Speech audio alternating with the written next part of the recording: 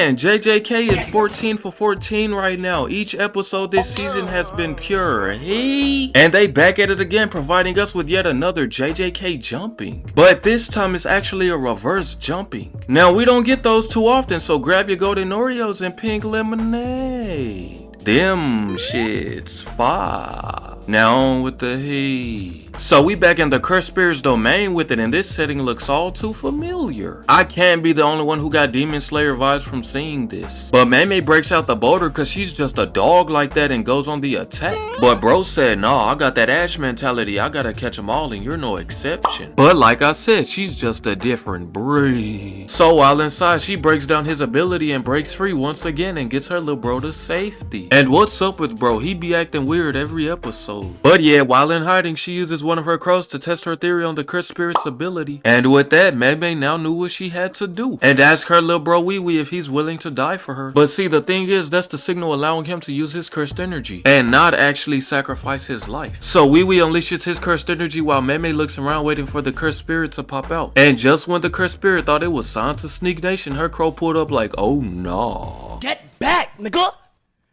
Get back, nigga!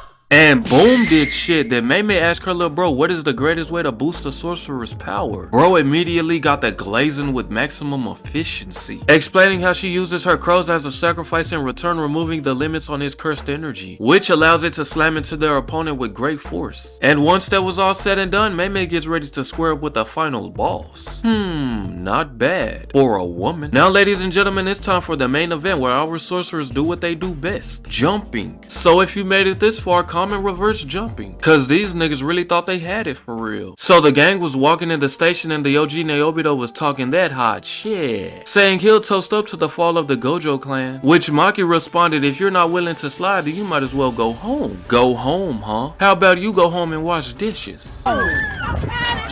I'm afraid he's right, Maki, you're just not built for this. Better than this, old drunk. Damn, she might be right. But Nanami has that jump a nigga rather than to be alone mentality. And they finally pulled up to the scene where they then saw this deformed Kraken baby peeking behind a pillar. Like, bro, we see you, you are not John Cena. But out of nowhere, the OG instantly had the Cursed Spirit in the palm of his hand and boom this shit. Had bro coughing up a pile of bones.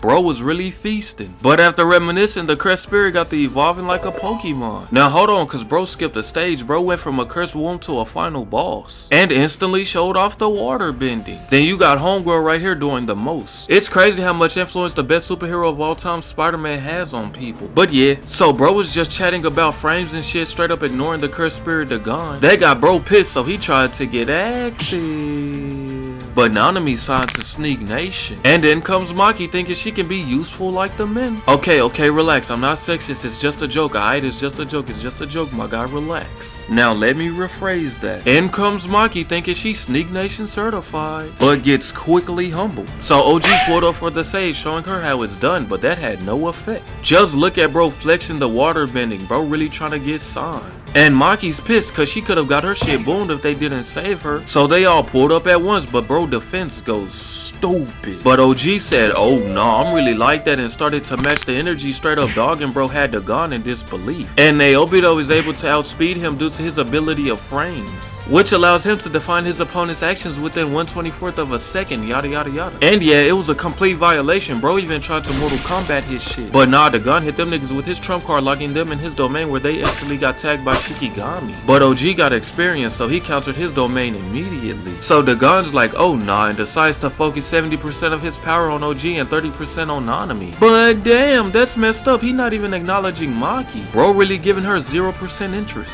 At that point, I would have just started to spectate. So Nanami got to telling Maki to be sure to strike immediately after feeling the slightest touch of a Shikigami. But bro gotta learn to take his own advice, cause bro got packed up right after telling her how to react. That's tough! That's tough! My guy! While OG was big chillin' until he got his shit rocked. And Maki tried to be useful, but trying just didn't cut it. And she got her shit cleaned. good. But man, I feel bad. They need to give homegirl a highlight. First it was Nobara, now it's Maki. Neither of them has got a single hit off their opponent so far. Meanwhile, OG was getting violated. But hold on, Maki isn't done yet because she's determined to get a highlight until some emerged from the water. At first I thought the gun summoned a giant Shikigami, but nah, it was the little homie Megumi pulling up clutch as hell, sending Maki one of her weapons. And that seems to be just what she needed because she started to get her get back. Finally getting the highlight she needed to prevent her getting put in the useless Hall of Fame. While Megumi is preventing the gun's guaranteed hit effect of his domain being in effect. But the gun's not having it and tried to off-bro, but the man of the hour pulled up pulling a Zoro and sliced the Shikigami into two. Bro even came with his own battle theme. That's how you know bro really him for real. And lets Megumi know he'll protect him while he keeps his domain up. And OG pops out the cut with that Shanks treatment. And Maki slid on cue and tried to get active. But bro still spamming Shikigami, so they gotta get past that first. After they both make light work of them, the OG gets pissed because that arm has 71 years of beating experience behind it. Bro, what did you just say? Relax, 71 years of beating conspiracy in a fight, get your mind out of the gutter. While on the other side of things, Megumi explains to Nanami that while it may seem like he's trying to overtake the gun's domain with his own, he's actually planning on opening a now sealed hole that he had used to enter his domain, in order for them to escape while leaving himself behind. So Nanami calls over the game, but the gun figured out what they were plotting and tries to put a stop to it. When suddenly out of nowhere, hands emerge from the hole and there we see the menace himself, Toji. And for Megumi, the most shocking part of this reveal was that he was back with no milk in hand. And yeah, that was JJK reverse jumping in all his greatness. This fight was absolutely pure heat. A solid 10 out of 10 for me. Now with that being said, whether you're from TikTok or YouTube, don't forget to drop a like and follow and subscribe. We moving. Also, I'm taking recommendations, bro, so hit the comments. And more heat on the way.